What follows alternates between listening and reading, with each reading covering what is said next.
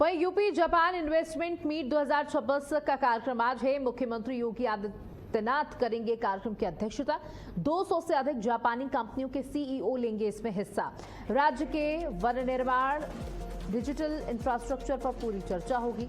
UP Japan investment meet 2026। तो देखिए, UP को 1 ट्रिलियन इकोनॉमी बनाने का जो सपना है उसमें एक काफी बड़ा कदम ये इन्वेस्टमेंट माना जा रहा है जापान की तरफ से।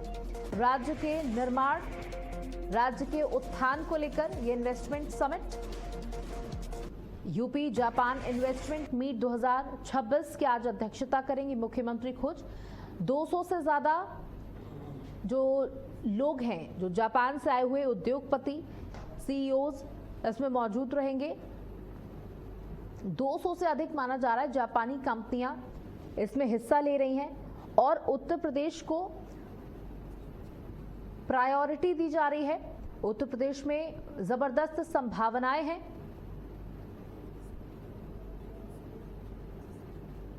माना जा रहा है कि यूपी में बहुत बड़ी संभावनाएं हैं, इसलिए यहां पर इन्वेस्टमेंट किया जा रहा है। डिजिटल इंफ्रास्ट्रक्चर पर भी चर्चा होगी और ये मीट काफी अहम मानी जा रही है। और आपको बता दें कि इस जापानी इन्वेस्टमेंट के बाद उत्तर प्रदेश की राजधानी लखनऊ में एक पूरी जापानी सिटी बनेगी, जहां पर 10,000 से ज्यादा लोगों को रोजगार मिलेगा। ये तो संभावित आंकड़ा है 10,000 का। अगर बात करें असंभावित आंकड़े की तो ये 10,000 से बहुत ज्यादा है। तो यहाँ पर बड़ी संख्या में लोगों को रोजगार मिलेगा, प्रदेश का उत्थान होगा और जो सपना मुख्यमंत्री ने देखा है उत्तर प्रदेश के लिए, उसकी तरफ एक बड़ा कदम भी होगा।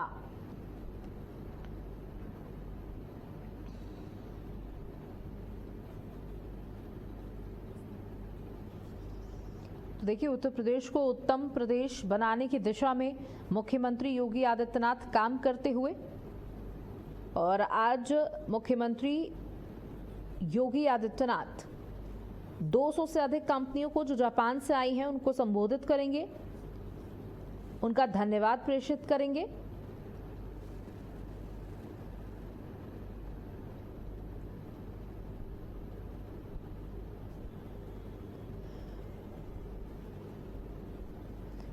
तो बता दें कि उत्तर प्रदेश में ये इन्वेस्टमेंट मीट काफी अहम मानी जा रही है और बड़ा कदम भी माना जा रहा है प्रगति की तरफ, प्रदेश के उत्थान की तरफ।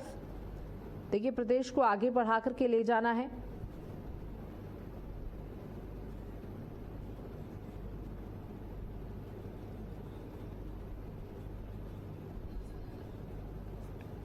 तो चलिए विस्तार से आपको इसकी जानकारी दे दें कि मुख्यमंत्री योगी आदित्यनाथ ने सबसे पहले 18 अगस्त को नई दिल्ली में आयोजित यूपी जापान इन्वेस्टमेंट मीट 2026 में हिस्सा लिया था। और हमारे साथ हमारे सहयोगी रमन जुड़ चुके हैं। रमन, देखिए, मुख्यमंत्री आज कार्यक्रम की अध्यक्षता करने जा रहे हैं। 200 से अधिक जो कंपनियां आई हैं जापान से, उनको संबोधित भी करेंगे। बिल्कुल, आपको बता दें कि मुख्यमंत्री योगी आदित्यनाथ 18 अगस्त को 2 दिवस जो वहां पे कॉन्क्लेव था वहां पर पहुंचे। वहां के जो जापानी सीईओज आए हुए हैं, लगभग 200 कंपनी से ज्यादा, उनके साथ में मुख्यमंत्री ने वार्ता की, संवाद किया और कैसे उत्तर प्रदेश में निवेश आ सकता है इस पर चर्चा की। और बहुत लोग मुख्यमंत्री योगी आदित्यनाथ के जो प्रस्ताव था उससे खुश भी दिखे, उससे संतुष्ट दिखे और उन्होंने उत्तर प्रदेश में निवेश करने का मन बनाया। और अब आपको बता दें कि आज इंदिरा गांधी प्रतिष्ठान में 200 से ज्यादा सीईओ वहाँ जो गवर्नर हैं उनके अगुवाई में आ रहे हैं और सभी मुख्यमंत्री यहाँ पर यूपी जापान इन्वेस्टमेंट मीट होगी। और यहाँ पर पर्यटन, कृषि, एमएसएमई, उद्योग जैसे क्षेत्रों में जो निवेश करने के लिए जो सरकार है वो प्रस्ताव रखेगी। और उसके बाद में जो जापान के जो कंपनियों के सीईओ हैं वो ज्यादातर संख्या संख्या में उत्तर प्रदेश में इन्वेस्ट कर सकते हैं, क्योंकि यहाँ पर वही कंपनियों के सीईओ आए हैं जो पहले से ही, जिनका माइंड मेकअप है कि और जिन्होंने पहले उत्तर प्रदेश के बारे में रिसर्च कर रखी है। मुख्यमंत्री योगी आदित्यनाथ ने उस दिन भी ये कहा था कि जिसका निवेश होगा उसका निवेश सुरक्षित रहेगा, ये सरकार की जिम्मेदारी है। और इसी माध्यम से आपको बता दें कि जापानी सिटी भी बनने जा रही है 500 एकड़ में, जहां पर तमाम तरह के निवेश होंगे, 10,000 लोगों को रोजगार मिलेगा। और आज यहाँ पर जब यहाँ की मीट में क्या क्या ऐसा बड़ी सौगात उत्तर प्रदेश को मिलती है, ये एक टकटकी नजर लगाकर लोग बैठे हुए हैं कि जापान जो कि टेक्नोलॉजी के मामले में, हाइड्रोजन के मामले, सेमीकंडक्टर के क्षेत्र में काफी आगे है, वो सारे काम उत्तर प्रदेश में होंगे। उनके तमाम कंपनियां जो हैं यहाँ पर अपना यूनिट लगाएंगी, यहाँ के लोगों को रोजगार देगी, यहाँ के इंजीनियर्स को, यहाँ के डिप्लोमा धारकों को, यहाँ के श्रमिकों को, यहाँ के MBA पास लोगों को, यहाँ के लीगल एडवाइजरों को, और तमाम तरीके के संगठित और असंगठित रोजगार पैदा होंगे जब इन्वेस्टमेंट होगा। आपको बता दें, मुख्यमंत्री योगी आदित्यनाथ जब से कुर्सी पर बैठे उसके बाद से ही लगातार उत्तर प्रदेश को 1 ट्रिलियन इकोनॉमी की तरफ वो ले जाना चाहते हैं, और इसके लिए उन्होंने कई बार इन्वेस्टर समिट किया, जिसमें हजारों करोड़ का जो MOU साइन हुए। उसके बाद में कई कंपनियां स्टेब्लिश हुई उत्तर प्रदेश में, कई का काम चल रहा है। अपने मंत्रियों को भी उन्होंने विदेश भेजा ताकि वो वहां भी उत्तर प्रदेश की भौगोलिक दृष्टि, आर्थिक दृष्टि, यहाँ की जो संपन्नता है व्यापार के लिए, उसको समझाएं और वहां से व्यापार निवेश लेकर आए। और अब जो जापान है, जापान और भारत का रिश्ता हमेशा चर्चा में रहा है, हमेशा इसकी बातें होती हैं दुनिया में, और अब उत्तर प्रदेश और जापान की बात हो रही है, क्योंकि उत्तर प्रदेश की आबादी जिस हिसाब से है, जिस तरीके से क्षेत्रफल और आबादी है, पूरी दुनिया उत्तर प्रदेश को एक विशेष रूप में देखती है और मानती है कि उत्तर प्रदेश में अगर वो निवेश करती है तो वहां सब ठीक रहेगा। 9 बजे के बाद से वहां पर जो मीट है वो शुरू हो जाएगी, और कुछ देर बाद मुख्यमंत्री योगी आदित्यनाथ पहुंचेगी, उनकी अध्यक्षता में ये पूरी मीट संपन्न होगी। बिल्कुल रमन, तो देखिए आज 200 से अधिक कंपनियां जो जापान से आई हुई हैं उनको संबोधित भी करेंगे मुख्यमंत्री, उनका धन्यवाद भी करेंगे। देखिए मुख्यमंत्री ने साफ तौर पर कहा कि 9 सालों में 360 डिग्री का परिवर्तन उत्तर प्रदेश में आया है।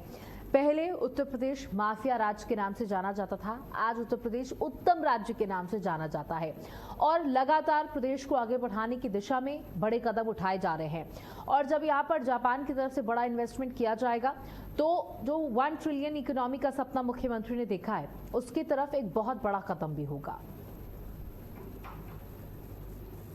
बिल्कुल, जिस तरीके से मुख्यमंत्री योगी आदित्यनाथ अक्सर कहते हैं कि जहां वन डिस्ट्रिक्ट 1 माफिया होता था, वहां अब 1 डिस्ट्रिक्ट 1 प्रोडक्ट्स है। और इसी तरह आपको बता दें कि उत्तर प्रदेश को उत्तम प्रदेश बनाने का जो संकल्प सरकार का है, उस पर सरकार लगातार काम कर रही है। और ये इन्वेस्ट मीट जो है, ये उसी जो संकल्प है उसी का एक रास्ता है कि कैसे उस संकल्प को पूरा किया जाए, कैसे दुनिया को दिखाया जाए कि उत्तर प्रदेश एक ऐसा स्थान है जहां पर तमाम संसाधन हैं, तमाम चीजें हैं, अच्छे श्रमिक हैं, अच्छा टैलेंट है, और यहाँ पर निवेश हो सकता है। उससे उत्तर प्रदेश, और इसका मुख्यमंत्री ने किया भी। मुख्यमंत्री ने इतना बड़ा प्रदेश होने के बावजूद इसे पूर्वांचल से लेकर पश्चिम तक एक्सप्रेसवे के जाल से जोड़ा, ताकि जो निवेश हो, कंपनियां लगे, उनका जो आवागमन हो वो बड़ा आसान हो सके, और उसी का फायदा जो है वो उत्तर प्रदेश को मिल रहा है। बिल्कुल, तो देखिए उत्तर प्रदेश को उसका बड़ा फायदा मिल रहा है, और अपील की जा रही है कि उत्तर प्रदेश में आइए, इन्वेस्टमेंट कीजिए और यहाँ का माहौल देखिए। क्योंकि मुख्यमंत्री ने, जैसे कि आपने भी बताया कि 1 माफिया 1 डिस्ट्रिक्ट वाला हिसाब था यहाँ पर, लेकिन अब बहुत बड़ा परिवर्तन हो चुका है। अब जब जापान की तरफ से यहाँ पर इन्वेस्टमेंट किया जाएगा तो कहीं ना कहीं टेक्नोलॉजी के क्षेत्र में एक बड़ा बदलाव हमें देखने को मिलेगा, इंफ्रास्ट्रक्चर बहुत बड़ा बदलाव देखने को मिलेगा, और आपको ये भी बता दें कि मुख्यमंत्री ने साफ तौर पर ये भी कहा है कि उत्तर प्रदेश में इन्वेस्टमेंट करने से आपको बड़ा फायदा मिलेगा, क्योंकि यहाँ संभावनाएं बहुत ज्यादा हैं और 10,000 से ज्यादा लोगों को रोजगार भी मिलेगा। बिल्कुल, आपको बता दें कि सारा जो मीट हो रहा है वो इसीलिए ताकि सरकार निवेशकों को समझा सके कि आखिर वो निवेश करते हैं तो हम उनको कौन कौन सी सुविधा दे सकते हैं। वन विंडो मुख्यमंत्री योगी आदित्यनाथ ने जब पहली बार इन्वेस्टर समिट की तो वन विंडो परमिशन यानी वन विंडो सर्टिफिकेट का उन्होंने एक तरीका शुरू किया, क्योंकि पहले लोग आते थे तो अलग अलग जगह से एनओसी लेनी पड़ती थी। कम से कम 10 कोई अगर कंपनी लगाता है 10 से 20 जगह पर एनओसी, रेवेन्यू की अलग, पॉल्यूशन की अलग, हर जगह अलग अलग लेना पड़ता था। लेकिन एक इन्होंने स्कीम चलाया कि वन विंडो, एक विंडो से ही आपको सारी समस्याओं का समाधान हो सकता था, सारी एनओसी मिल सकती थी और तुरंत के तुरंत मिल सकती थी, कम दिनों में मिल सकती थी। दूसरा, सुरक्षा व्यवस्था। यहाँ पर उत्तर प्रदेश में ये माना जाता था कि यहाँ जो रेगुलर जो यहाँ के ही व्यापारी हैं, जो पूर्वांचल के हैं, पश्चिम में काम नहीं कर पाते थे, पश्चिम के हैं बुंदेलखंड में नहीं कर पाते थे, पश्चिम के लोग पूर्वांचल में नहीं कर पाते थे। इस मिथक को तोड़ा उन्होंने, और क्योंकि जिस तरीके से सरकार का दावा है कि अपराध बहुत ज्यादा होता था, गुंडागर्दी होती थी, सिंडिकेट अपराध था, गैंग चलते थे, माफिया थे, दबंग थे, छोटे छोटे स्तर पर वसूली होती थी, अपहरण होता था, उसको सरकार ने खत्म किया है। सिंडिकेट क्राइम जीरो हुआ है और उस एकदम से क्लीन उत्तर प्रदेश हुआ है, जिसके कारण से निवेशकों को उसका भी फायदा होगा। साथ में जो एक्सप्रेसवे का जाल बना है, फिर सड़कों का जाल बना है, उससे भी जो निवेशक हैं उन्हें ये लगेगा कि कैसे जो सरकार है उनकी मदद कर रही है और उनको अगर कोई प्रोडक्ट जाता है तो आसानी से स्थान से दूसरे स्थान पर पहुंच सकता है। बिल्कुल, बहुत बहुत शुक्रिया रमन, हमारे साथ जुड़ने के लिए, तमाम जानकारी